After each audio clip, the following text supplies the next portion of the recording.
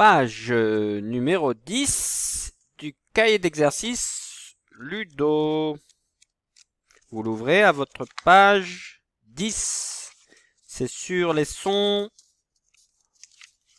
O et U. O et U. Nous allons d'abord écrire la date d'aujourd'hui tout en haut de la page numéro 10, ici. Vous êtes prêts? On va zoomer un petit peu comme ça vous voyez mieux. Voilà, là c'est bien large, bien gros. Ici. Aujourd'hui nous sommes J-E. Ça fait je. Aujourd'hui nous sommes jeudi. Vous avez vu le J, il descend jusqu'à la deuxième interligne du bas. Et quand il touche la deuxième interligne du bas, il fait sa boucle. Et il remonte pour rejoindre la ligne support et attacher le E. Attention, le E de jeudi, c'est avec deux lettres.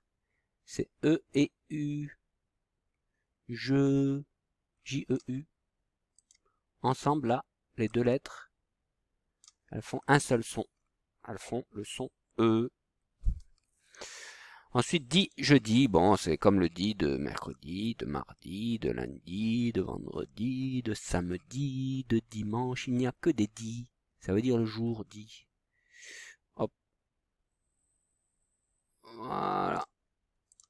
Le D, vous avez vu, il monte jusqu'à la deuxième interligne. Et le I aussi. Avec le point. Jeudi 30. Aujourd'hui, nous sommes le 30, c'est-à-dire le dernier jour du mois de septembre. Celui qui est tout à la fin, tout au bout du mois de septembre, avant de changer de mois. Demain, ce sera un nouveau jour, mais aussi un nouveau mois. Donc, on l'écrit pour la dernière fois de cette année. On l'écrira encore septembre, mais l'année prochaine. Vous l'écrivez l'année prochaine en CE1. Là, c'est la dernière fois qu'on l'écrit quand on est en CP. On ne va plus écrire dans la date le septembre. Parce que ça, c'est le septembre des CP. Et l'année prochaine, il y aura le septembre des CE1. Attention, le T, il monte jusqu'à la deuxième interligne. Alors, le P, c'est sur la première, comme ça. Là, c'est bon.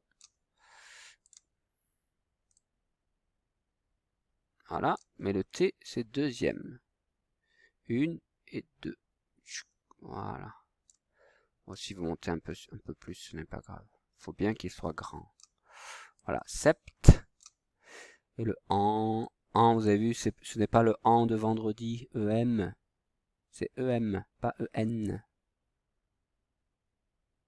Avec le B qui, comme le T, monte jusqu'à la deuxième interligne. B, R et E, septembre. Et 2021, hein, c'est au même niveau que 30 ici, là. Voilà pour l'année 2021. Ensuite, on va passer à la lecture de la consigne du premier exercice, celui-ci. Il faut, ça veut dire quoi, ça? Il faut entourer, donc entoure toutes les lettres O. Donc le O en script, le O en lettres capitales, le O en attaché minuscule et le O en écriture cursive majuscule. À vous de les entourer ici. Pareil pour les U. Dans le deuxième exercice, il faut entourer tous les U en script, en lettres capitales, en attaché minuscule et en attaché majuscule. Ici, sur cette ligne. O et U. Voilà pour les deux premiers exercices, 1 et 2. Maintenant l'exercice numéro 3. Entoure le dessin si tu entends le son prononcé. Il faut bien regarder le son, le dessin que fait Ludo. Regardez ici, il fait quel son avec sa main. Là aussi, il fait quel son. Ici, dans ce premier encadré, il fait le son O. Donc vous entourez le dessin que si vous entendez O dans le nom du dessin. Ciseaux. Est-ce que vous entendez le O? Si vous entendez, vous entourez. Si vous n'entendez pas, vous n'entourez pas. Ça, c'est une addition. Est-ce qu'on entend le O dans addition? C'est pas pareil, hein? Règle. Non, ce n'est pas règle, ça. Ça, c'est thermomètre. Thermomètre. Enfin, si vous pensez que c'est règle, Voilà, à vous d'entendre. Soit règle, soit thermomètre. Stylo. Ardoise et école. Attention, dans école, il y a le A. Mais A, c'est comme O. Donc, il faut entourer aussi l'école parce qu'il y a le O. Ça, c'est O. Et si on va faire le A, on peut l'ouvrir un petit peu comme ça. Vous voyez là? Je ne l'ai pas fermé complètement. Ça, c'est O. Et le O, c'est comme le O, mais il est un petit peu ouvert. Il y a un espace qui passe. Il y a de l'air qui passe. Alors, ça fait O. Mais si je le ferme, ça fait O. O, O, O, O. Et c'est pareil. Et là, ici, Ludo nous montre le son U. À vous d'entourer si vous entendez U dans le nom des dessins. Plume, taille crayon, trousse, cahier, lunettes, voiture. À vous d'entourer si vous entendez le son U. Et dans le 4e exercice, par contre, et le 5e aussi, il faut dire où est-ce qu'on entend exactement.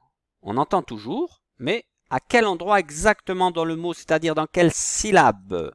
Ici, vous voyez, c'est le son O. Donc, il faut marquer d'un point la syllabe dans le mot, là, dans laquelle on entend le son O. Abricot. Il faut marquer le point où on entend le O. Ou le O. Ici, c'est le O.